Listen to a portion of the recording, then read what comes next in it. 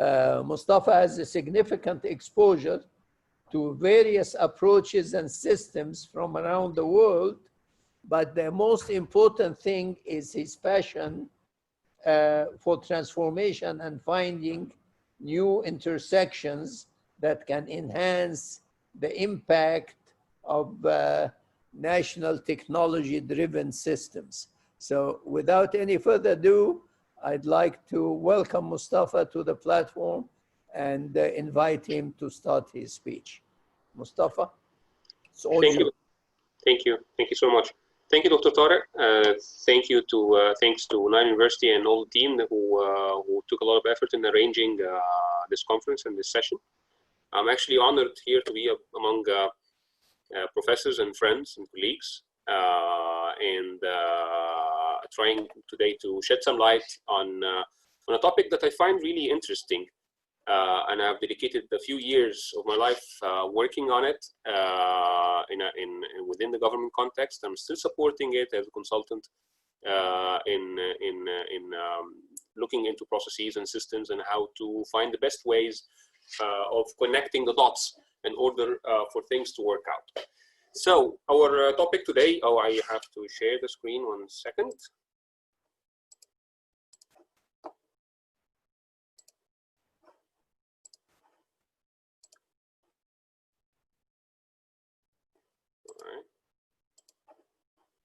I think now it should be clear to everybody, right?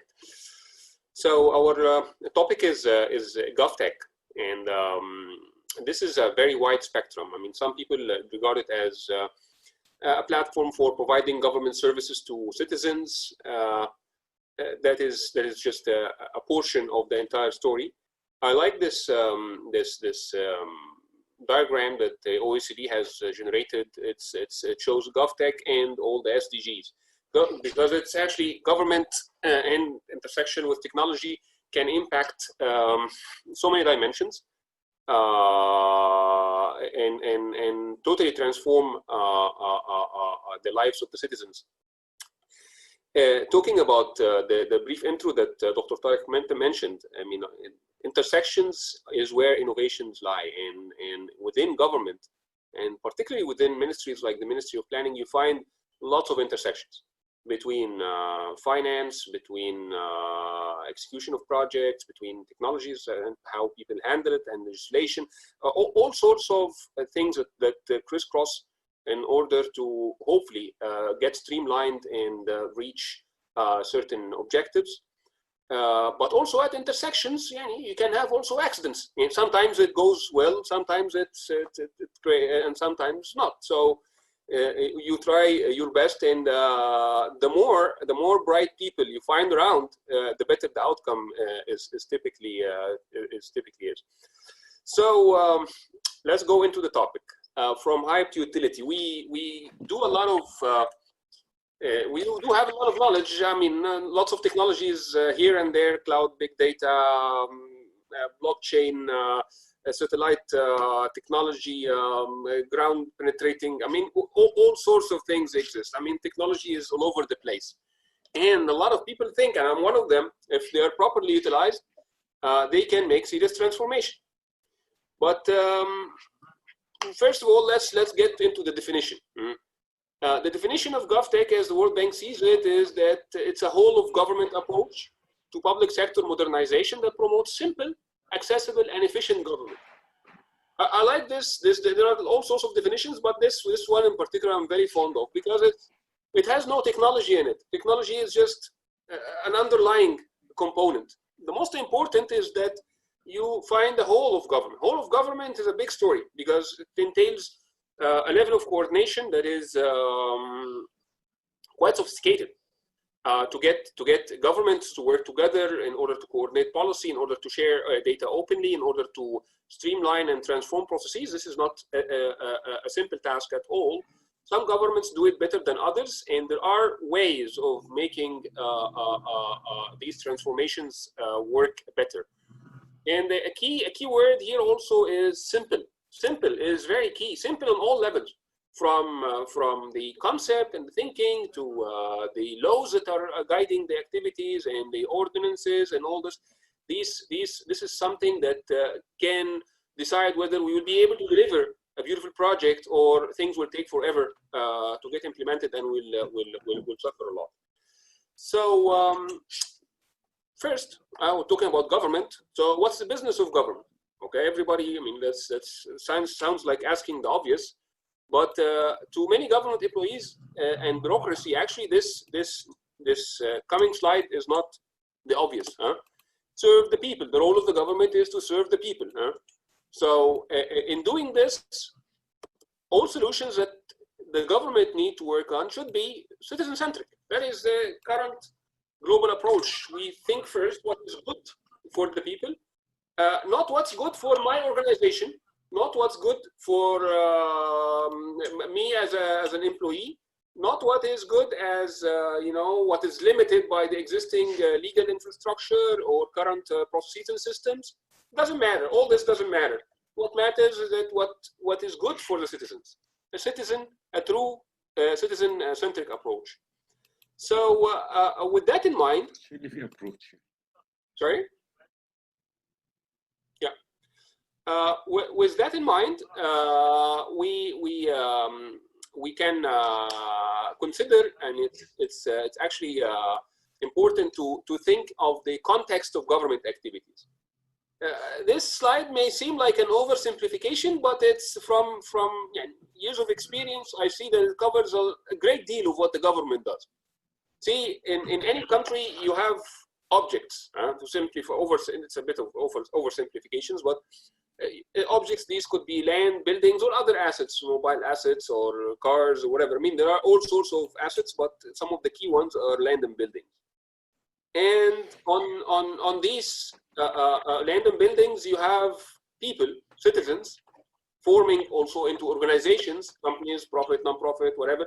And all these citizens and organizations start to do things. They interact, they have relations, they generate products and services, they push, they invest, and they do transactions, either local and global.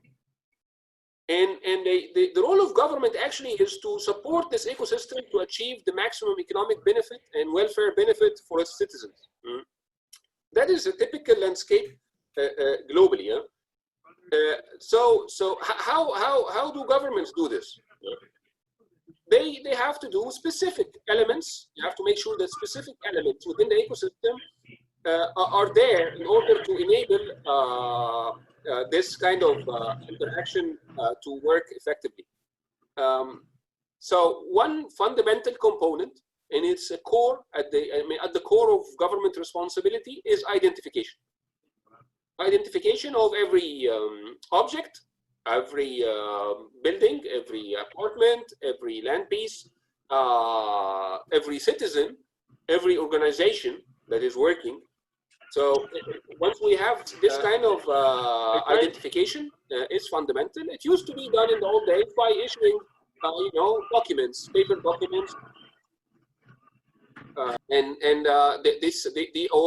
building some databases like the national ID database, like we have in Egypt, which is a common practice all over the world. They do it with different degrees of efficiency. But in this day and age, identification, and we'll show an example within the course of this presentation, can become a serious driver for transformation if it is designed from the beginning as a total stack. Like we build the new ID. The new ID is referenced properly. It's available via APIs to third-party operations, and it can serve multiple objectives. And it's linked to biometrics. It's linked to I mean, when we do this, then and it can connect easily with the financial ecosystem, then identification becomes something of a change maker. I mean, simple activity of just identifying a person or a piece of land.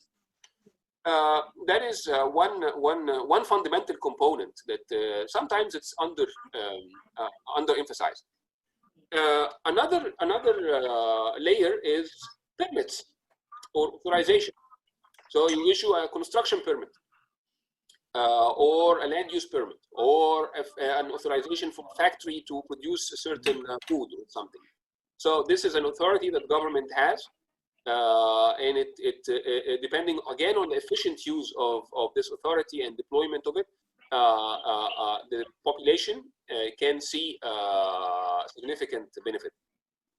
Authentication of, as we said here, we have many interactions and transactions. So people buying things from other people and referencing it in the registry. So who authenticates that this is the correct transaction? And this is actually, by the way, one of the fundamental issues that need to be handled when you get to deal with the blockchain, for example. Who is the authority? You cannot just go to the people and tell them, authenticate each other's transactions, and if there is a legal case, then we'll go to the blockchain and we'll convince the court to use this evidence.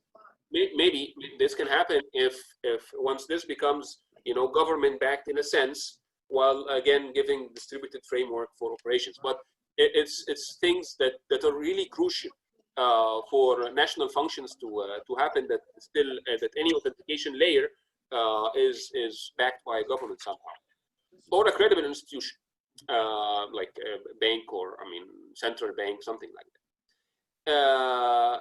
And since we have established that the government has the authority and capability to identify people and authorize transaction and authenticate transactions, and then whenever conflict happens, we can always refer to the IDs and the authentication and see if who's right and who's wrong, and then the government can resolve the conflict. So there is, among other services, but the bottom four ones are the most common and the most abundant of the government activities, and actually they generate a lot of strength for governments who do them right, and they generate a lot of efficiency when they're in tune with each other and available for the ecosystem to use. On the other hand, governments also are involved heavily into the legislation. Legislation is basically these arrows that govern the interactions. Every arrow has certain valves, do's and don'ts, and what can be done and what cannot be done, and this is legislation. Okay, legislation in general is a text-heavy activity where people exchange a lot of text data and try to reach a conclusion on something.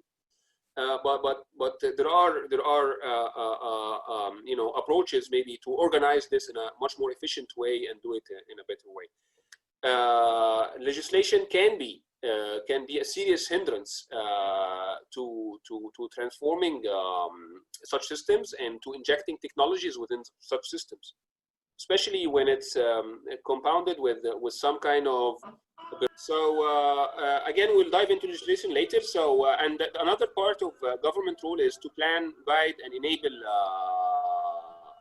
activities, and that takes a significant amount of effort and coordination across the government, creating incentives and guiding activities, and planning specific projects to mobilize things. So another key role is collecting tax and managing national budget. Of structure is repeatable. The typical environment exists all over the world. In every country, you have variations of it somehow, but it's more or less the same thing. And in a sense, you can look at it as digital people and technology people as a platform. Simple. We have some registers, and above them a layer of trust and consent. And then we have common platforms that can provide the services to the citizens. Okay, very cool, very simple, and in a sense also we can think of government as a service, that you can just get municipality in a box, and you get financial services, government related financial activities also streamlined using standard techniques with little interventions, and link all these to analytics, cloud computing, robotics, automation, and all those data sources, and you get a robust service that is providing good service to the citizen. Unfortunately, this is not the case. It's not as simple as it seems. Government is a complex exercise, and there are a lot of transformation traps. So this is the simple case that everybody thinks they connect government to technology and everything is nice and dandy. However, there are transformation traps. They start with outdated, obstructive legislation. If we take the case of Egypt, for example, we are sort of an old country. We have things in legislation that dates back way back. We have something in the trade laws that dates back to 1880 something. Huh? So these are things that need serious transformation. And laws, by the way, I'm going this because this is the context of management of technology. It's not just technology. It's what's behind it. Huh?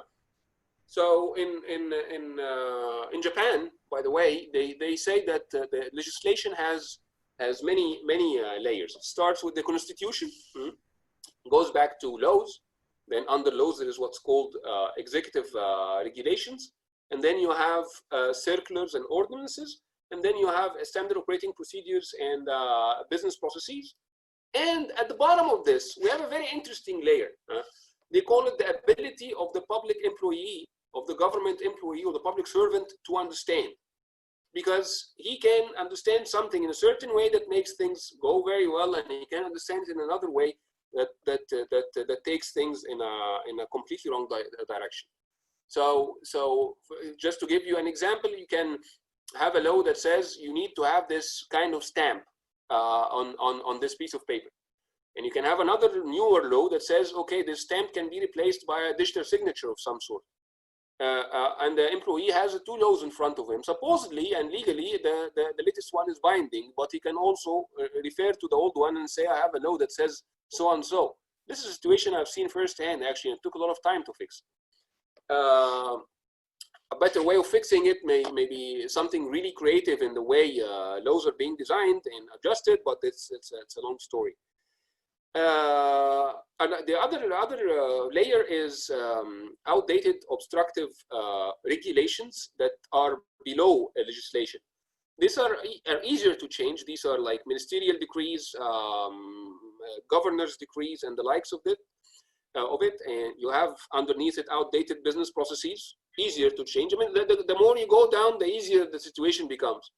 But if you go higher, then you need to talk to the parliament, president, cabinet, and it's a lengthy discussion in making changes.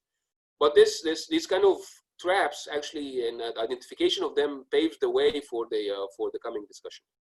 So the situation gets more complicated by the poorly trained, unenthusiastic bureaucracy. And that is organization-centric. Anything outside their organization, it's not their responsibility. They don't want to do anything that has to do with any activity that is not connected directly with their immediate tasks.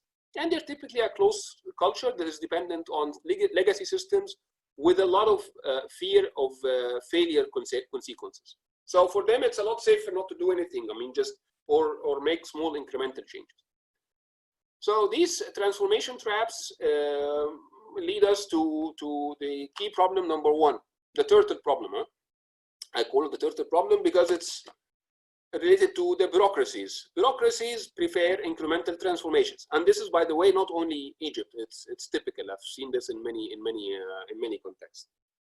Incremental transform. I mean, if you go tell them I want to transform the system, they will not tell you no. But they will tell you, instead of having this piece of paper like this, I want it as PDF. And if you want to have this document, I want it scanned. No, you talk about the actual digital transformation and going to the digital records. That can wait. I mean, I have no clue about this. They have no clue about this. But for incremental transformations, they can see more predictable results. They can preserve their current status quo, which can be totally eliminated, by the way, if new systems come in place. It's less mentally demanding, and it's safer, less mistakes. And the last one here is the biggest of the problems. They remain the business owner. So they give the business to the rabbit, which is another problem. The rabbit is, I call here, the technology companies. Technology companies and technology people are interested in delivering the projects. I mean, I have a mandate. I need to deliver the projects. I mean, if you tell me go and change the law, that's not my business, sir.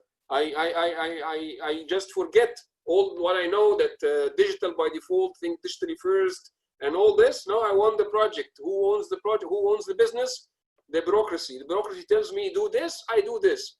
So we get eventually all sorts of solutions from very famous companies in professional companies who know exactly what the right thing to do.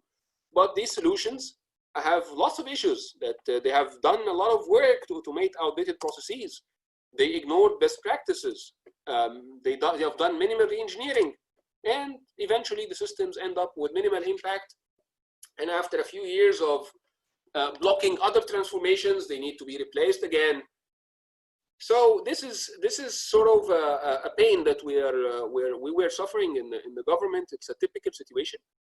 And interestingly enough, it's a race. However, the turtle and rabbit are running in the wrong direction.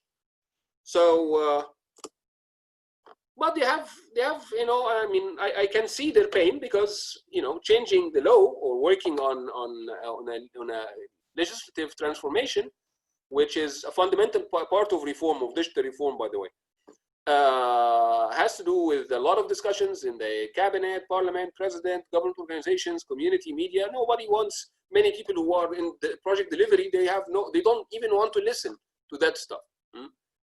And in formulating the law, it starts from the concept to formulation, to discussions, ratification, publishing, enforcement, and follow-up. So this is also a lengthy process.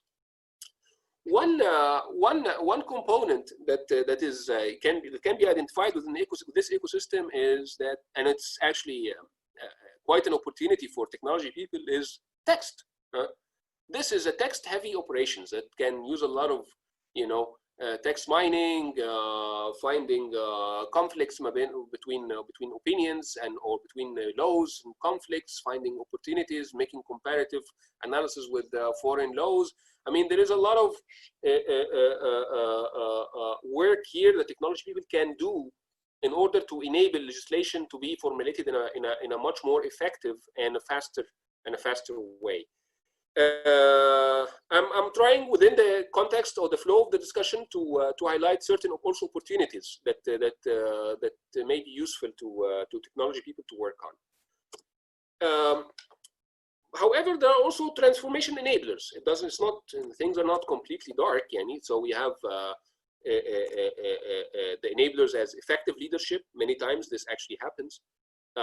Advanced and trained teams in some situations, we do have that. Many times we have political support and sustained interest. That is, this is happening really now. If you see, if you're watching the media in the past few weeks, you find a lot of hype on an activity on urban issues, land violations, building violations, and the likes of this, with a specific interest from the president. And I can claim that the origin of this discussion is the results that were generated by the machine learning algorithm that was put on the daily satellite imagery that we procured to the Egyptian government a few years ago. So these kind of observations made it impeccable that we have an issue with our urban landscape. And some action needed to be done. A quantifiable evidence actually prompts proper action. So global exposure also helps. And some governments find a way of sort of sandboxing these transformations, because the minute you start proposing a new thing within the government, you create panic. I mean, you're going to change this system. This is heavy system that is serving millions of people. So changing it is a big story. So that's why they started creating, in many situations, government labs, either sponsored by big universities or sponsored by governments. So government labs enable innovators and community, not only government employees, to think freely on what needs to be done in terms of technology systems, in terms of the legislation behind it, transformation, community engagement, all of that stuff, in a sort of a sheltered environment, and in order to bring about something that can be tested properly, and it can take its time in its preparations. So so when it gets deployed, it's everybody's comfortable that its chances of success are quite high. And it also gives a chance for government employees and bureaucracies to explore firsthand what the solution is, instead of jumping to kill it at its infancy. So and spending wise, you find that spending on such kind of initiatives is a lot cheaper than investing directly on heavy projects. So this is one activity that I think it's needed desperately within the Egyptian ecosystem. Parallel to this, we need to establish, countries need to establish sort of central ownership or heavy ownership of transformation. So like in Singapore, they have Singapore Government Technology Agency. Those are a group of the best and brightest people. I believe there are more than 600 experts working in the central government, working for the government. They are not companies that are doing projects for the government. No, they are actual government employees hired by the governments at whatever rates they are paid at, and they work in order to create solutions. We'll show a glimpse of their work in the coming slides, but in a nutshell, you need super smart, effective, and empowered government ownership. Okay, let's have an interesting case. I thought it would be nice to take it out of the abstract and bring an actual situation. This is a workflow for transferring a pre-registered property. So this is let's say an apartment that is already registered.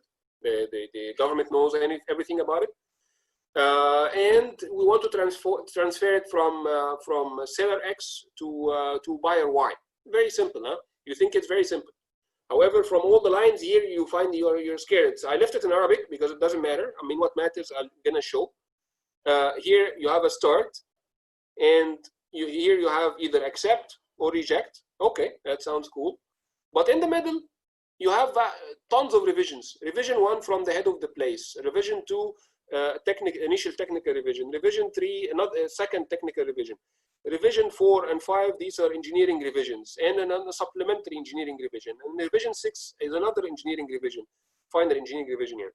And revision 7 is again to the head of the place. That's before making a decision. Working in the government, and if we have no technology, historically speaking, I understand. I kind of understand how this evolved. It starts with that. It started as a simple process, and then somebody made a mistake. So they thought, okay, let's put a reviewer on this. And then somebody made another corruption or mistake, then put another reviewer. This is the government way of mitigating mistakes.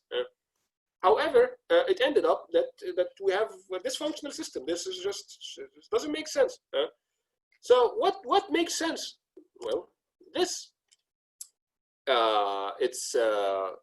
You think if you are transferring a property, what you need is basically a property ID, and a seller ID and a buyer ID, and you just need to swap the buyer for the seller, and everybody is happy, and authenticate this on the on a national registry, authenticate the transaction, then everybody's cool.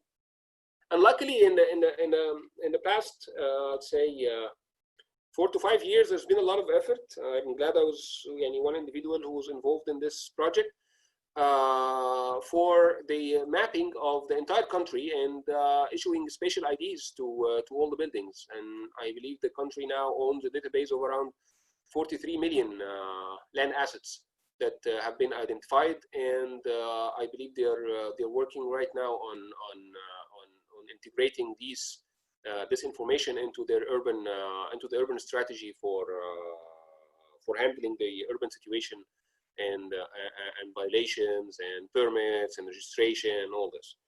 So that is one component. And interestingly enough, yes, government projects take time. You think it would be quick to do something? No, but it's not. It takes First of all, layers of identification, then revisions on the data and make sure it's correct. Then you can make double authentication from another entity to make sure the information is correct. Once you reach a proper database, then you can build a lot of things on it. But there is a lot of effort that takes place in building these fundamental core identification systems.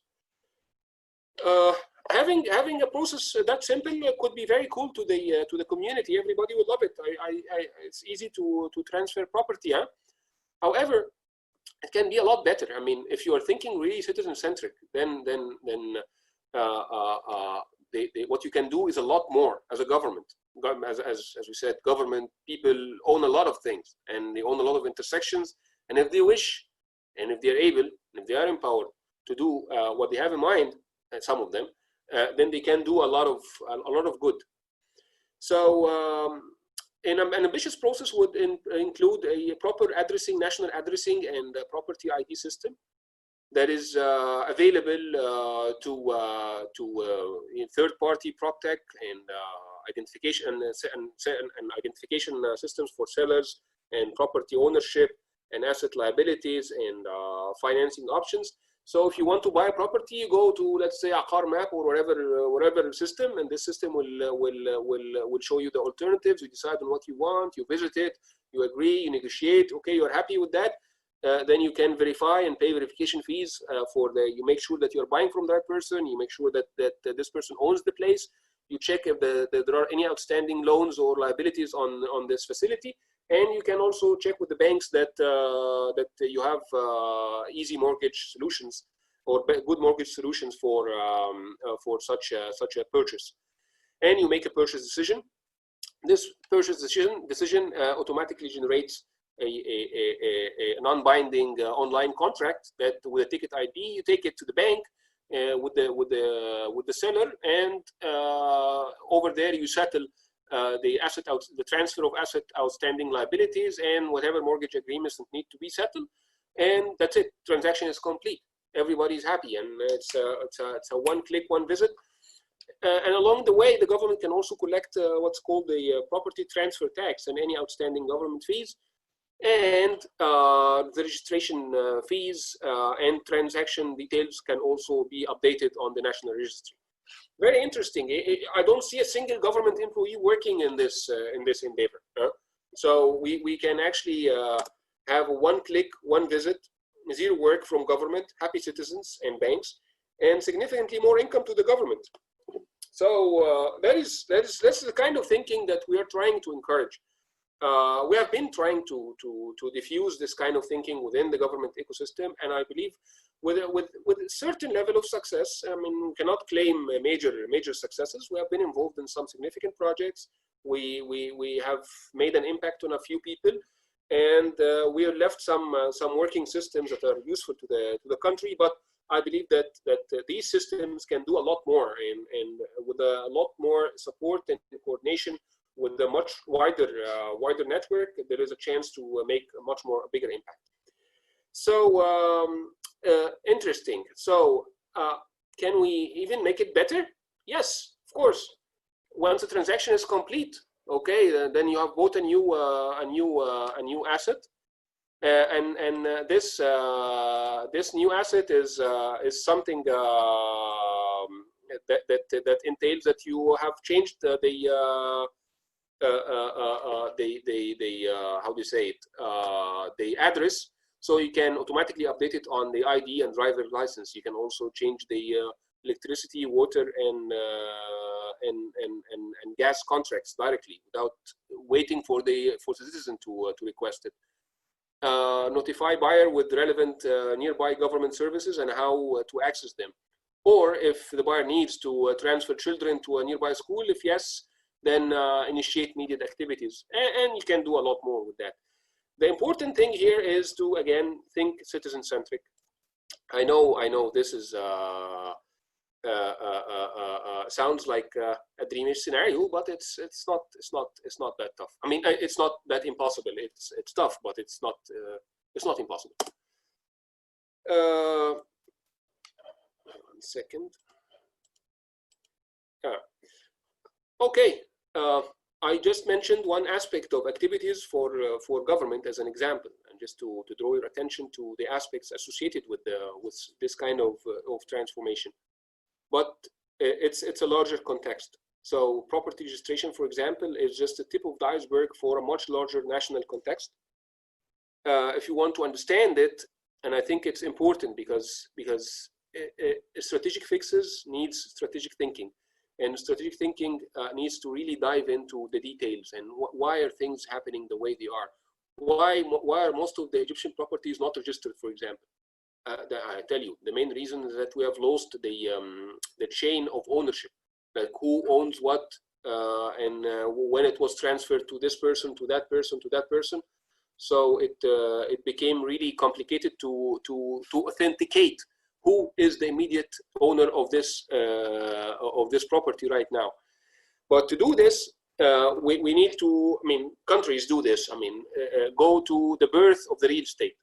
The birth of the real estate starts with the construction permit system, and then which issuance of followed by the issuance of a property ID, and initial property registration, then registering property transfers, then linking this to the property tax and local government system. When talking government, we need to talk ecosystem. It's not islands, and you rarely find within the context of government people from specific organizations who are interested in this wide landscape. You find it mainly in the Ministry of Communication and Information Technology, Ministry of Planning. These are kind of people involved in this kind of integrations. But even for them, we can see that a lot of challenges still exist. So another component which guides the construction permits is zoning and permit regulations, which for many areas in Egypt, you find that this is still lacking. It's not done in a digital way or in something that can be used directly in an effective permit system, which is, I believe, is something the government is trying to tackle at this stage. And zoning permits is affected by city planning. City planning is affected by national strategic planning. It's a maze of layers of activities, but it has to be there. And the more efficient we make it, the more digital we make it, the more transparent, and the more we engage the community around it, the more effective it becomes. So this part of planning itself is a fundamental component, and it remains a gap. I mean, we can talk about technologies to do all the remaining issues here: monitoring building violations. We connect drones. We connect to micro satellite, nano satellites. We can issue a property ID, then put it on a blockchain. We can do all sorts of. We can have fintech in all the transactions. Can have all of this. But fundamental components down there, which is the planning and of government activities, this is something that is yet to be disrupted. I just want to give you a glimpse of how this is done in preparation of a plan. This is the Spatial Planning and Land Use Management Act in South Africa. So very complex. I doubt that this has any digital activities in working this out. It's more of a consulting activity, a very complex one. Trying to guarantee spatial justice, spatial sustainability and efficiency, and spatial resilience, and good administration. So imagine all these variables, and many of them associate actually with openness and with community involvement and the likes of this, which open a way of communicating with the public community. So mobile application solutions to make the public involved in what they need from such systems. And these actually principles get applied on various levels, on the national, provincial, regional, municipal, or precinct level. So you go from as high and socioeconomic context for the entire country, up low in the precinct level at the streetscape and the facades of the building. And there is a kind of a context as you're moving down. I mean, if you agree, for example, that a certain village would look in a certain way, then you might find that you need to give budget for people to paint it something like this. But again, the more you go local, the more you give authority, and you should give authority to the local people to decide on what they want to do. But put in mind that these are the planning decisions that take place. Another layer that is important is coordination between government activities. So this looks complex, but in a simple way, if you want a hospital to work, then you need to make sure that the road that is connecting to it is finished and the utilities are complete before the hospital gets completed. Otherwise, you have put a lot of investment in something that will not work. So this also requires effective government coordination. Coordination.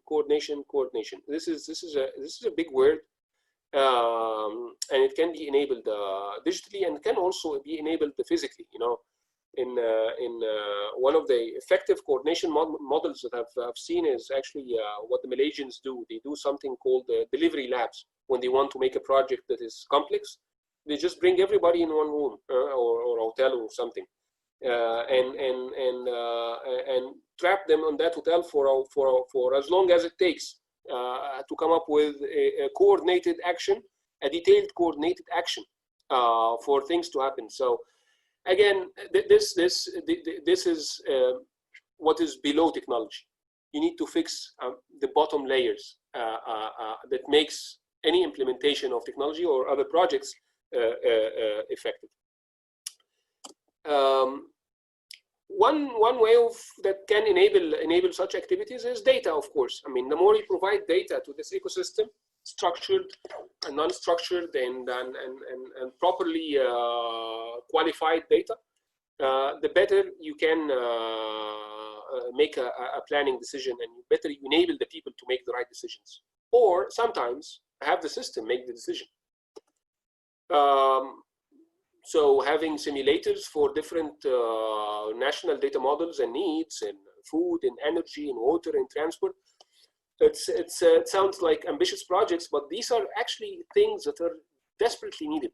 They haven't been completed you always find some Excel sheets here and there that are simulating something, but it's not something that is really sustainable. It's not knowledge that you can build upon every day. I think these kind of models, and I'm outlining here also a serious academic opportunity, is something that is more of an academic product that needs to be evolved and built in a way that is easy to adjust and modify as you move forward, and avail these kind of solutions to governments in order to use for their own decision making, because this is not going to happen inside government. They don't have the time to work out these kind of details and linkages and interactions. So in a sense, we can, as we said, we can have government organizations using these kind of data-driven simulations, and also knowledge infrastructure, knowledge people also having access to this.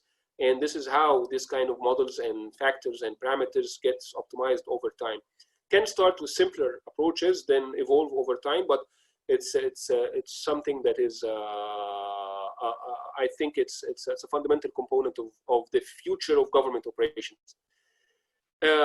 This can be aided dramatically by real-time economy and the abundance of new data resources. So who is buying what, where, and mobile transactions and mobile activity, movements, all this, these are all new information that can be real-time and collected with, and we can guarantee that it is mostly authentic.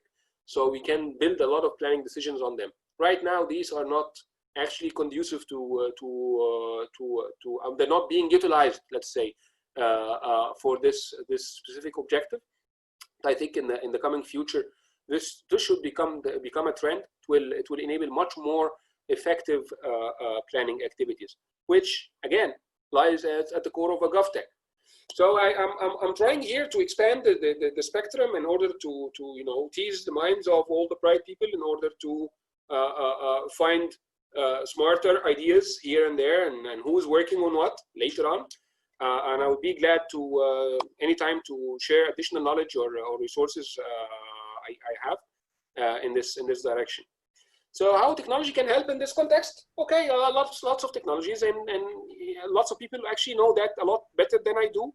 But the important thing is that without considering all what's happening in the background, the chances of reaching the proper impact and real success becomes really limited.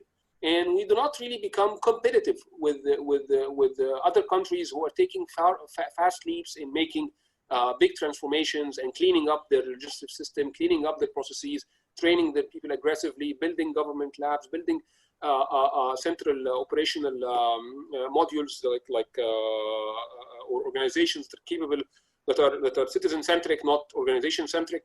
So anyway, the solutions that could be very useful in this context, like cloud solutions, is a basis for cross-government horizontal platforms. Horizontal here is an important word. It's owned by everybody. It's not a vertical. It's not owned by specific ministry. And in a cloud, actually, it's our data. It's a government cloud, and it's not Ministry of Planning data or Ministry of XYZ data. This is the national data, and we build on it and move forward. Another component is, I think it's in this day and age, is becoming fundamental, which is advanced 3D GIS solutions as a basis for asset definition and visualization. The world is going 3D, whether we like it or not. We can decide to stay in the how to say it, in the ancient times, or we can just move and build something that is capable of interacting with the future self-driving technologies and drone technologies and the likes of this, and along the way fix our urban landscape and make sure that violations are detected, transactions are completed successfully, and the likes of this. So this is one component that is emerging and growing quite rapidly, and I think we need to be on the forefront of it. Blockchain as a basis for asset identification, absolutely. Once we work out what's behind it and make sure it's streamlined and stable, and get a lot of people and developers working on it. This is another issue. Many times we talk about technology and we don't have anybody who was able to deliver it. So there is a fundamental component that needs to be considered, people. IoT, imagine if every property has, like a car, I mean, your apartment, why not? It's much more expensive than your car, has an RFID or an NFC property tag on it. And this is linked to mobile phones, linked to transactions, requests, and everything. Dealing with local government, dealing with tax. So that's it, dealing with electricity, all this saves a lot of effort. And I think things will happen this way, but I would hope that they happen a lot faster and in a lot more integrated way. Daily satellite imagery for monitoring violations. It's not only for monitoring violations, by the way. They have a ton of applications in agriculture, in logistics, in monitoring projects, and the likes of this. But in the context of buildings, this is one key activity.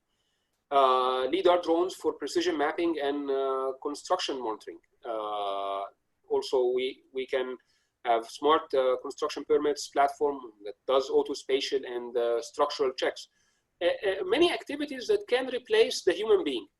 The more you take the human being out of the discussion, or make him a supportive element of the process rather than a controlling element, we end up with good results. Machine learning and AI solutions for feature, trend detection, and violation identification. I know Nile University has a lot of activity in this respect, and I would wish that it can be linked to existing government activities to enhance the efficiencies and the libraries that they are using for these kind of solutions. Another thing which is quite important in the context of urban landscape, and it seems underrated big time.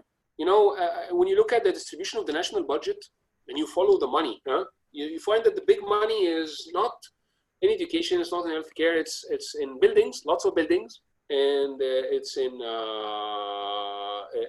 transport, and it's in sanitation, sewage, and water. This is huge budgets that gets invested into these kind of things.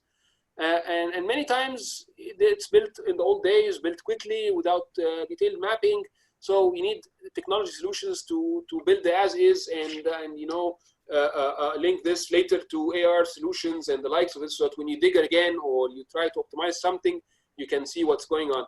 And ground penetrating radars, there are plenty of technologies that are playing in this game right now.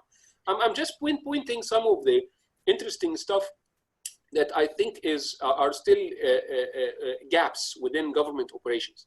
And the main reason for this is that one of two things actually, is that the technology is not completely mature. I mean, it's close, but not providing a final answer. And here is a good chance for academia and startups to work on bridging these gaps and creating new opportunities. Or it's too complex. It requires, brain support that, again, academia research activities can provide somehow. These are this has become typical of results for LIDAR mapping, drones, and precision mapping of construction monitoring. Imagine if you just fly a drone in front of a city and it draws everything, 3D. You have everything finished. So, and this is actually a nice little tiny satellite. It's 10 centimeter by 10 centimeter by 30 centimeter, and it impressed the Egyptian president. Lately, the results of these satellites that Egypt is subscribing to were displayed to the president, and he can see the amount of the infringements that are happening on the land, the timings, when what happened, who did what, when. So in what village? So this simple satellite is replacing, I can claim tens of thousands of people from local government who would go and inspect violations and maybe find ways of settling it or not settling it or being corrupt or whatever.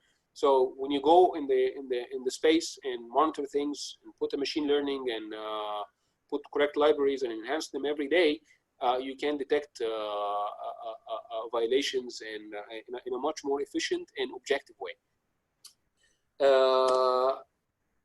As we said, also we can use advanced technology to see what's underground, above the ground, and everything. Okay, back to the people. We've been talking about buildings for quite some time. I'm trying to bring a lot of as much as I can within this time, but I think I would hope that this session eventually becomes much more, bigger than this, in a different context maybe. But one of the brilliant projects brilliant identification projects that are acting as a transformation driver is ADHAR. I'm sure that many of you know about this project. It's a unique identification out of the Unique Identification Authority of India. They have done a lot of effort to document 1 billion people using this simple system. Just get the biometrics of the people, the name, the gender, the address, and mobile. Mobile is very important. I mean, in this day and age, your ID card is not enough. Mobile is extremely much more important.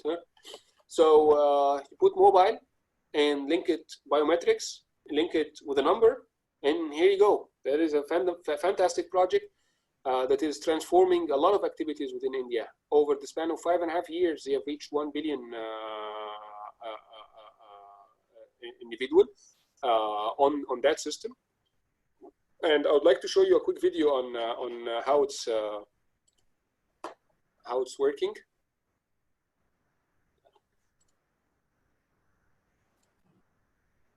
Oops, sorry.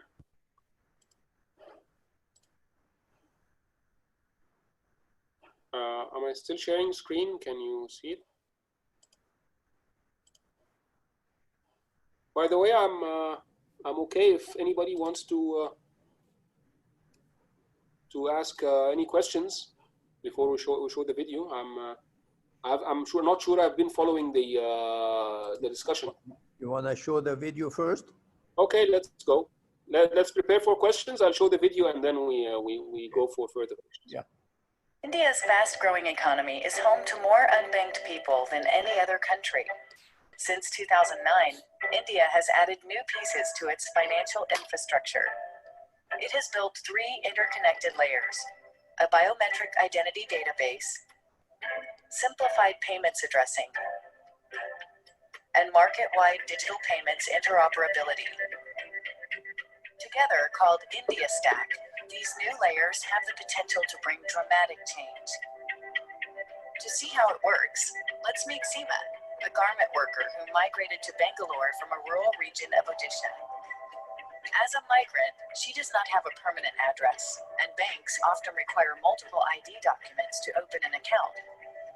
In 2009, the Indian government created the Unique Identification Authority of India, which has enabled over 1 billion residents, including Seema, to easily obtain an identity number linked to their biometric data. Using only her identity number and biometrics, Seema can now open an account quickly.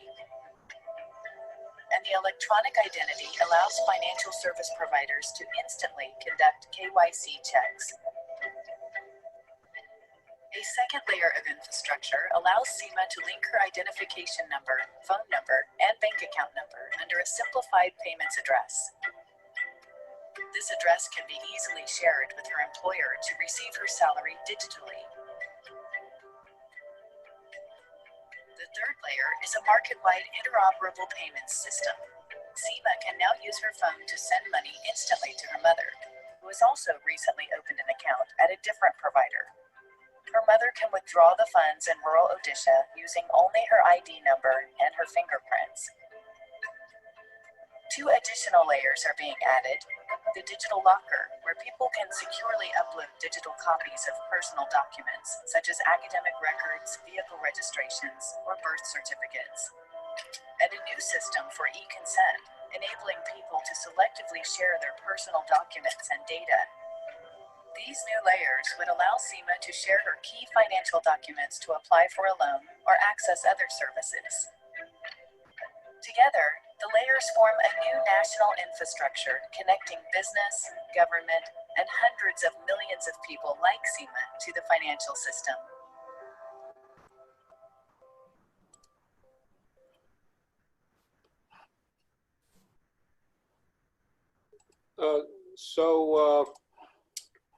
With that, we can have some questions, or we can continue, and we have a few more Well, slides. we can have a couple of questions first, I think, Mostafa. Sure. Thank you very much. It's a great presentation, a bunch of great projects and so on. Very impressive. My question is a little fundamental in here. Now, if you have this technology and make it available, how do you avail it to people, particularly if they are not technology savvy? Sir, you're talking about what kind of you're talking about, for example, identification technology that we showed in India, or you're talking about? No. I'm talking about the other ones you were talking about earlier, even in the transactions and the financials and the mortgages and the registries and so on. Yes, it's availing this to people. They don't see what's behind this. That's the role of government. So eventually, what you want to see, what I want people to feel is that you want to transfer your property. You just go to the bank and pay the money and sign something, and property is transferred, and all this happens. No, as far as you are concerned, things require some technology knowledge, and if you have people who are not trained or they are not technology savvy, would they be able to use it, or would you facilitate it in a different way? Well, I mean, if it's happening in India, and if it's happening in Kenya, and if it's happening in Rwanda, then it can definitely happen in Egypt. And we have cases in Egypt where we have people who are not technology savvy yet, but they manage to use mobile phones, they manage to use POS, they manage to use smart cards. So this is happening. Of course, awareness and training is something that is a big role. Communication is a big role that needs to be done. But trust is a fundamental layer. You cannot just go talk about technology unless you actually do have it. you need to know for sure that if you go to that place and do this activity, this is what's going to happen. No, I've seen cases, for example, where okay, we have established this, some entity established this new brilliant digital system for registering companies, initial registration of companies. You can go online and do everything, but you have the notary public requesting an original that needs to go, an original document, and so this simple request destroyed an entire solutions coming from IBM, Microsoft, and all these the sophisticated ones. That's right. So it became a nice, good to have website, but it's not working. You need to go to the place and bring the document, otherwise nothing is going to work. So what I mean from here is that this is the key pain. And if we leverage the efforts and the knowledge and resources in solving the key pain behind digital transformation, we enable it to happen in a much faster way, in a much more effective way. Okay. We have a couple of questions from the floor. Linda, you have a question? You want to state it? I think the question is, what are the key factors to achieve retrofit for optimal or close to optimal spatial planning in an existing society? Do you have any success stories to share? That's a tough question, I think the biggest thing is community engagement. That is very serious. I've seen it.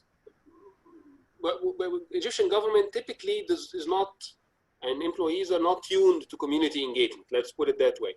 But in some cases, in some instances where certain, for example, NGOs go into the process and coordinate this discussion, we find things working in a much better way, where there are vehicles to communicate with the public on this, and getting feedback on the ground and analyzing the situation, the initial situation, as good as can be. This establishes good grounds for proper urban planning and proper engineering work. Another thing, but this I haven't seen. This is a dream actually. Is that playing on the inspiration? You don't just go and ask people for what they want. I mean, if you go in the 1800s and ask people for how to move faster, they will tell you, I need faster horses, But you need to show them a glimpse of what the future could be. So maybe you invite the architecture students to draw a new plan for this village, something along this, and show them, would you like that? Then the argument becomes different. Yeah. I'm not sure if I answered the question in full, but at least I have. These are my 2 cents. Muhammad Amr, you have a question there. He was asking about the negative impact for government tech.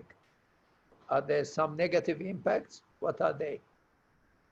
Well, if not used properly, they can have negative impacts because they need to be associated with a social and political agenda. Tech alone is not, I mean, it's like you can become the bear who killed his friend. So you need to really think how to diffuse technology. For example, registration projects in Egypt have been suffering significantly from historical issues in documenting the land boundaries and stuff. This is a huge conflict between families, there's a lot of context in this. So in doing this, you cannot just go say, I'm gonna do this fancy new solution and deploy it on the ground and the society will respond right away. You need to take it step by step. With every new registration or transaction, you document it. You don't go and invade the entire ecosystem, and then you incentivize people to adopt these new approaches. You need to communicate and convince. So there is a lot of activities that need to happen to mitigate the short-term negative effects of such technology deployments. Okay, anyone has another question? Nizad is alerting everybody that we're going to take a group picture. Sure, So sure. I can. I have a question for my dear friend Mustafa, if you allow me. Sure, Azam. Mustafa, we are talking about a real dilemma here. And I think technology is only one factor that within this ecosystem. Of course, everyone is looking for having a sort of citizen-centric solution. However, this is not happening here or in different parts, mainly in developing nations, actually. So how we can break this big problem into smaller problems that we can tackle one at each time to solve the whole puzzle and have a real thing that is really delivering value to citizens and real value to businesses in a simple way. What I'm seeing is really difficult. A lot of efforts, a lot of sincere efforts everywhere.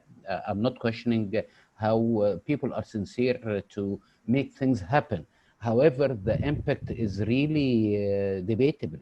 The impact is very low and even يعني frustrating more than easing things.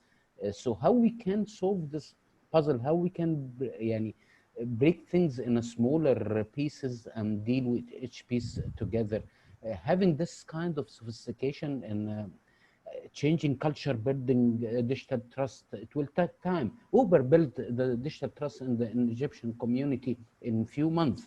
Haran is another app that used to for delivering things and having hiring or renting a motorbike or having tuk-tuk or the small kind of vehicles is booming because they managed to have a very simple, convenient way to deliver the service. Why we are making things complicated all the time? Why we are trying to build on also on what we have now?